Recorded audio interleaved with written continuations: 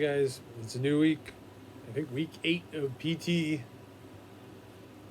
Ugh, checked in with the PT today, shared my notes. Unfortunately, I had to go in at because of a big scheduling snafu on their part. I had to go in at a different time on Monday than I usually go, and it was very crowded.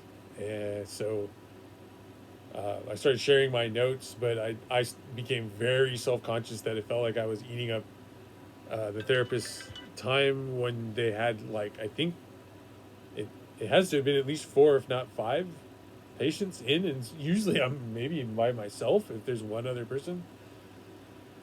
Maybe I'm a little spoiled that, like, I get it all to myself, so uh, I was like, yeah, anyway, I feel this stuff. And she was like, oh, this is great. I got other stuff to do. It wasn't like dismissive. She was just clearly overloaded. Kind of annoying. So I said, oh, we'll catch. I got a lot more notes. I'll give them to you on Wednesday. And my mom's like, yeah, probably if somebody came to me for like a colonoscopy or something and had like a page of notes, it would be too much. I wouldn't be able to like process it. So I'm like, yeah, I guess, It's kind of annoying because when I last saw her, she was like, you should, like, I suggested, and she was like, yeah, go to like a website and like study up on like communication about talking about pain and physical therapy and stuff. And I'm like, or you could help like walk me through that because it's like literally your job, It's a little bit like goofy. Uh, she's just lucky I'm interested in that kind of shit and it's relevant to me and blah blah blah. But then we did a lot more like shoulder centric stuff. And she's like, "How's the bicep?" And I'm like, it's fine. I don't want to get too sidetracked on the shoulder thing. Can we do both? Um, but the shoulder feels generally better. I think it gets like worked so much now that it like complains a little bit, but like overall it's good. I've been trying to analyze, was it that I've been off of the arm for a month and a half or something by the time I was doing PT, so maybe I wasn't used to like using it, like I'm like protecting it and not using all my muscles and stuff. So try to go for it. Looks really good. You can't really see in the video. It's got a couple of shiny spots that I think are spots I need to focus my little daily massage PT on. Try and break that up. Get that going. We did a bunch of different things. We did like these one arm like push ups, and then you like rotate while doing them. Like you push out your shoulder all the way up on one arm while like rotating around. And I'm like, like you're just asking like big fat old people to do one arm push ups. It's like a lot. Don't really like do this kind of crap. It's a bit much. And I do these there, but with like a 10-pound weight or at least a 7. I don't know why she went down to a 7-pound weight.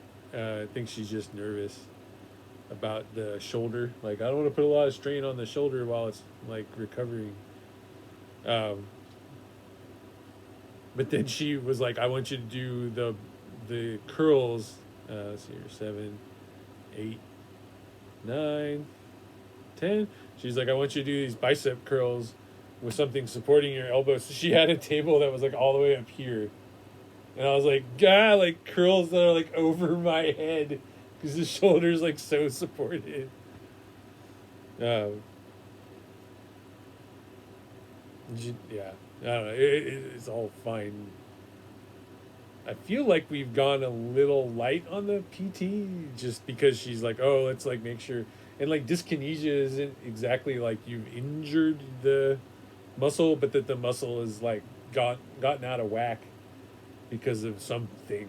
It could be like you atrophied it, or you have like weird posture so it doesn't like work correctly. It's dyskinesia with a Y. I thought it was DIS kinesia, like doesn't kinesia. Got a little somebody over there. She never comes in to be on these videos like she used to in the kitchen, though. She's not like, I gotta be on. Well, we finished both the Ori games. Pretty cool. I don't know if they would have been worth recording any video of,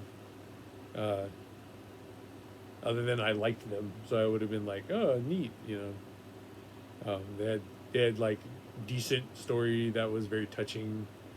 I don't know that it was necessarily told really well. They went really heavy on the like the feels, like, so it was a little it's weird to have the kind of story they told would usually be told either in a single shot or a trilogy, so I wasn't quite sure what happened there. Oh, you scared of the she's just totally terrified of the curls.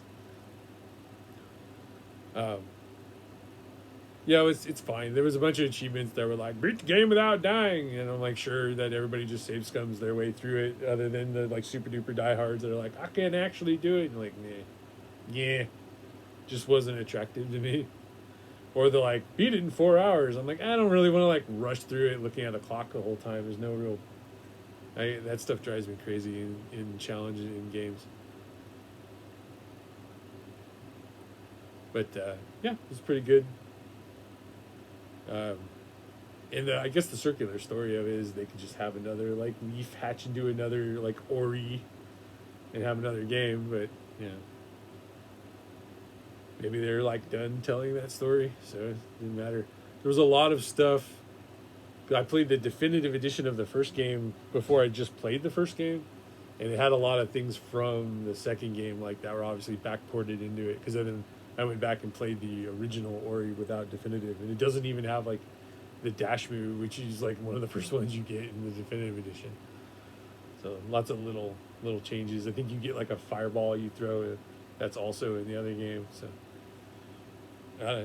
that actually makes it kind of a cool definitive edition. And I would say to anybody that wants to play it, like, play it in the like release order would probably make more sense. All right, guys, that's it. That's all we got today. Maybe catch up a little bit more tomorrow.